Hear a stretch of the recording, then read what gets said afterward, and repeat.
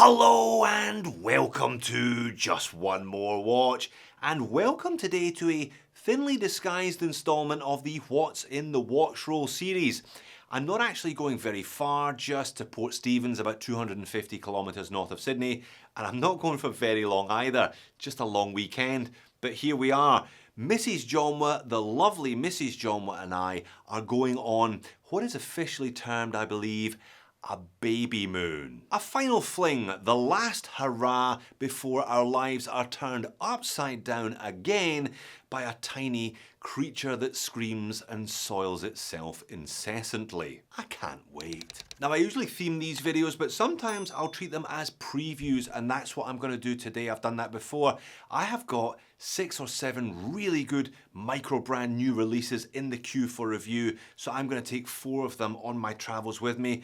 Gives me a bit more one-on-one time with each watch before I make the video, and gives you a sneak preview of what I've got coming up on the channel. And I gotta say, it's great to see how strong and healthy and varied the global micro brand scene is in 2025. I have got a dress watch, a dive watch, a traveller and an integrated bracelet from Germany, UK, Malaysia and Hong Kong respectively.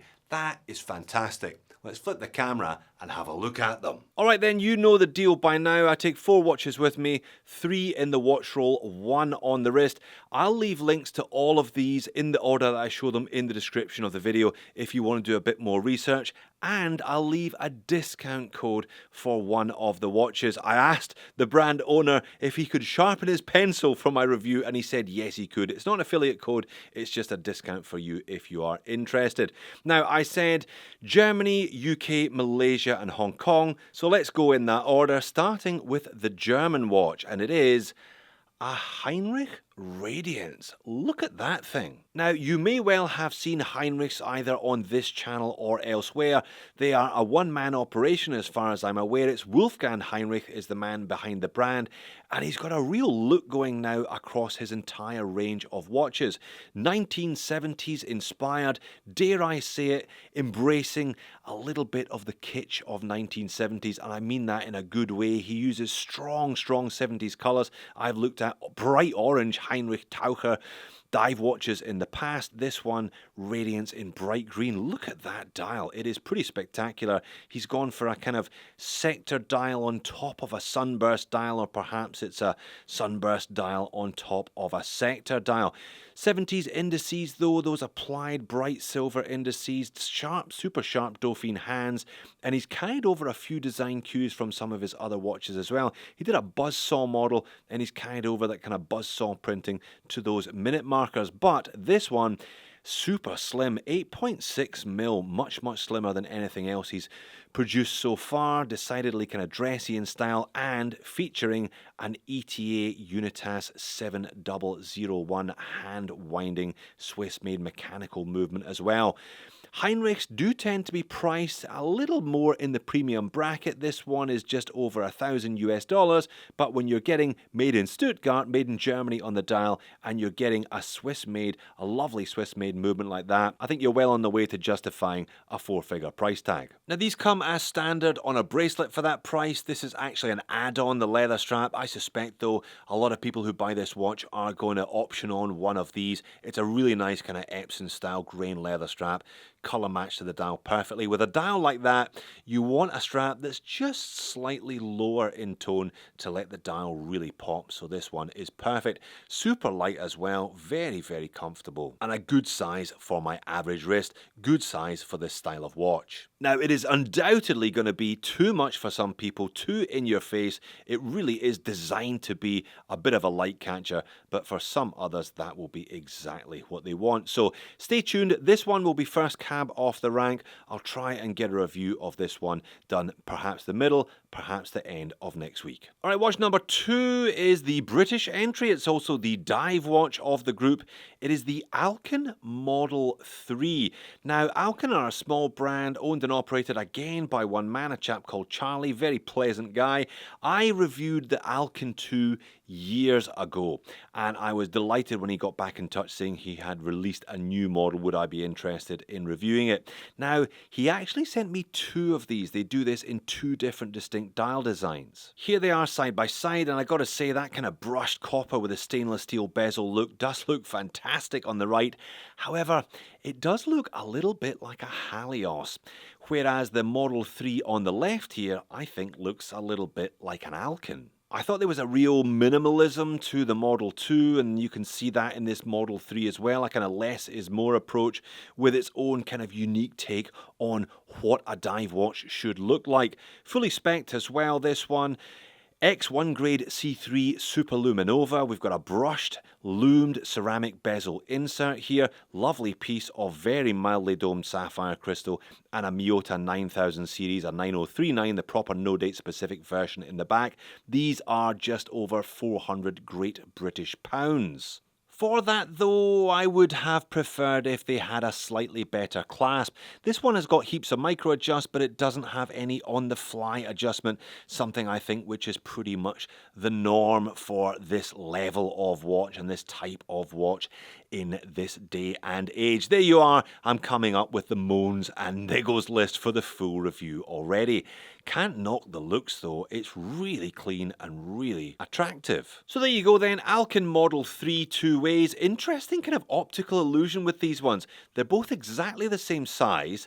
I think the watch on the right looks a mil or 2 bigger than the watch on the left because of the differences in colour, because of the differences in that bezel insert. But anyway, this one also in the queue for review mid-June. Watch number 3 then is the GMT, and not only that, it's a world timer GMT. It has been a long time since I reviewed a world timer, and I have never reviewed one from a brand as small as Malaysian Micro Alcadus. You can tell they're Malaysian because if you look at the world time bezel and you find Kuala Lumpur where they are based, it's the one with the loom pip, a really, really nice touch. In fact, there are a bunch of nice touches around this watch. Alcadus have been in operation now for a couple of years. I remember chatting to the owner 2 or 3 years ago about the possibility of reviewing his first watch. That didn't quite happen for whatever reason, but it's great to see that they managed to find a foothold in the market because I was a big fan of their designs. This one decidedly retro. I love that split bezel. We've got ceramic on the outside and stainless steel on the inside. It's a really, really rich look.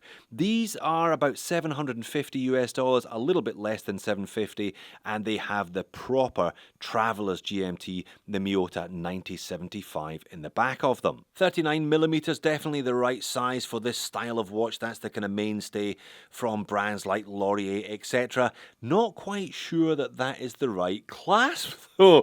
Again, it seems to be clasps are my nitpick of the day. It's a kind of diver's extension, ratcheting diver's extension here on a retro world timer? Yeah, not sure if that quite works. Apart from that though, it's a really nice looking, well resolved little watch with a number of touches that I wasn't expecting. I noticed, for example, when I was setting the time on this one, it's got a red ring around the crown stem to gently remind you that perhaps you haven't screwed the crown in all the way down when you last set the watch. Looking forward to wearing it and looking forward to reviewing it in due course. So then, by a process of deduction and elimination, this is the watch from Hong Kong, and this is the integrated bracelet watch.